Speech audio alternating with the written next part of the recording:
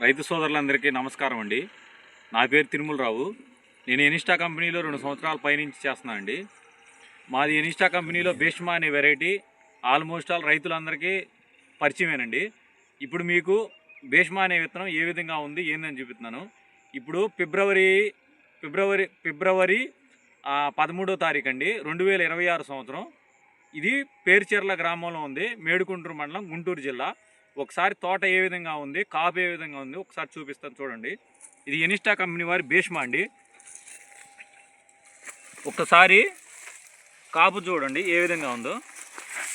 చూడండి, చెట్టు చిన్నదైనా కాపు చూడండి.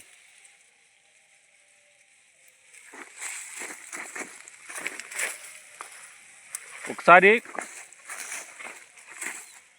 చూడండి, చెట్టు చిన్నదైనా కానీ కాపు అనేది దగ్గరగాను గుత్తులుగా ఉందండి. నెంబర్ 1గా ఉంది. ఈ చేలో ఎక్కడైనా కానీ చూద్దామన్నా కానీ ఒక్క వైరస్ మొక్క లేదు. ఈ విధంగా ఇప్పుడున్న పరిస్థితుల్లో ఎక్కడైనా కానీ ఇంత కాపు కానీ ఎక్కడా లేని పరిస్థితి ఇప్పుడు ఈ సంవత్సరం. చూడండి రైతు సోదరులందరూ ఒక్కసారి గమనించుకోండి. ఎనిస్టా కంపెనీ వారిది భీష్మా చూడండి.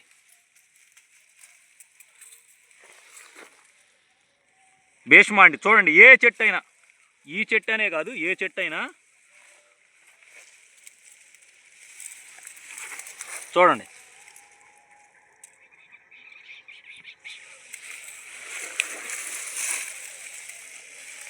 భీష్మా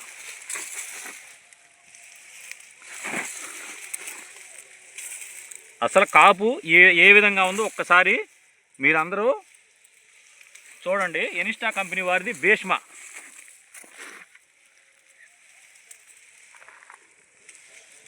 ఇప్పుడున్న పరిస్థితుల్లో నల్లికి, వైరస్కి తట్టుకొని భీష్మా నేను చెప్పటం కాదండి, ప్రతి రైతు కూడా నమ్మకంగా భీష్మా నెంబర్ 1గా ఉందని ప్రతి రైతు చెబుతున్నాడు.